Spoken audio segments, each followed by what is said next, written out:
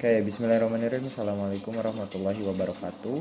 Sebelumnya, perkenalkan nama saya Muhammad Aris Azfa Asatid Supriyadi dengan NIM 105.24173. Pada kesempatan kali ini, saya akan membahas tadi kasus analisis, yaitu penggunaan GPS dalam aplikasi Nike Running Club, atau bisa disingkat dengan NRC. Oke, kita mulai dari apa sih itu Nike Running Club? NRC. Nike Running Club adalah aplikasi yang dirancang oleh Nike untuk membantu pelari dari semua tingkat kemampuan, baik seorang pemula yang baru mulai berlari atau pelari berpengalaman. Aplikasi ini menyediakan alat dan dukungan yang diperlukan untuk mencapai tujuan berlari dengan tampilan yang ramah pengguna dan fitur yang lengkap. Kemudian Nike Run Club juga menjadi salah satu aplikasi lari yang paling populer di kalangan pelari. Kemudian Nike Running Club menggunakan teknologi GPS untuk melacak aktivitas lari. Nah, di sini timbul pertanyaan, lalu bagaimana teknologi tersebut bekerja? Oke, sebelum kita mulai pada pembahasan teknologi GPS tersebut, kita akan membahas sedikit sejarah GPS-nya.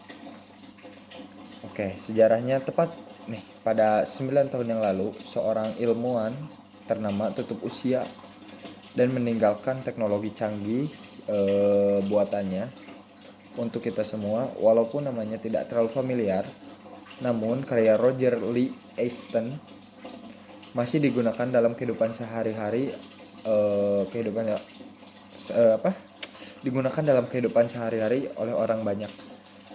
Terus sebagai penemu GPS, dirinya memiliki peran penting dalam kemajuan teknologi yang dibuatnya puluhan tahun silam. Oke. GPS singkatan dari Global Positioning System. Oke. GPS adalah sistem navigasi berbasis satelit yang terdiri dari setidaknya 24 satelit. Kemudian GPS berfungsi dalam segala kondisi cuaca dimanapun di dunia 24 jam sehari, tanpa biaya berlangganan atau biaya penyiapan. Departemen Pertahanan Amerika Serikat US DoD awalnya menempatkan satelit ke orbitnya untuk pengguna militer, tetapi mereka dibuat tersedia untuk digunakan sipil pada 1980-an. Oke, cara kerja GPS. Jadi satelit GPS mengelilingi bumi 2 kali sehari dalam orbit yang tepat. Setiap satelit mengirimkan sinyal unik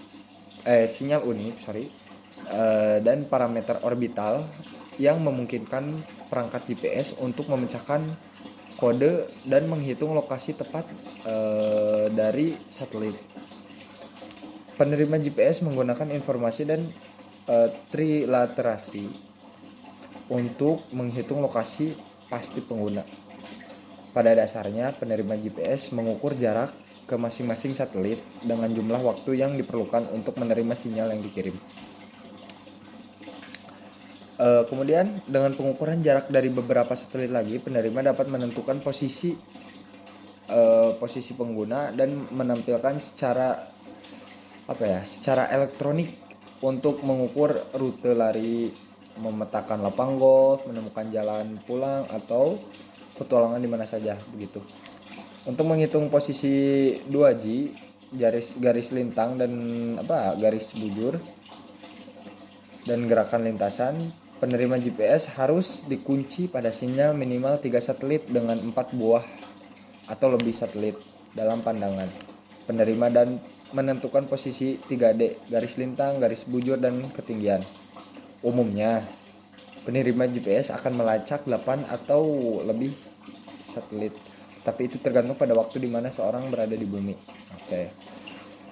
Lalu seberapa akurat sih GPS? Jawabannya tergantung. Satelit GPS menyiapkan sinyalnya di angkasa dengan akurasi tertentu, tetapi apa yang Anda terima bergantung pada faktor-faktor tambahan termasuk geometri satelit. penyumbatan sinyal, terus kondisi atmosfer, dan fitur kualitas desain penerima. Lalu mengapa GPS terkadang menunjukkan tempat yang tidak sesuai atau salah? Oke, jadi ada beberapa hal ya yang dapat menurunkan akurasi posisi GPS. Oke, penyebab umumnya meliputi gangguan sinyal satelit akibat bangunan, jembatan, pohon, dan lain sebagainya. Terus pengguna di dalam ruangan atau di bawah tanah. Nah, ini juga mempengaruhi sinyal GPS. Kemudian sinyal yang dipantulkan dari bangunan atau di dinding. Ini bisa disebut multipath gitu ya. Oke, mungkin hanya segitu presentasi segitu presentasi dari saya. Mohon maaf jika ada salah ucap. Billahi taufiq wal hidayah wa ridwanina ya. Wallahu muwaffiq ila aqwamit thoriq. Assalamualaikum warahmatullahi wabarakatuh.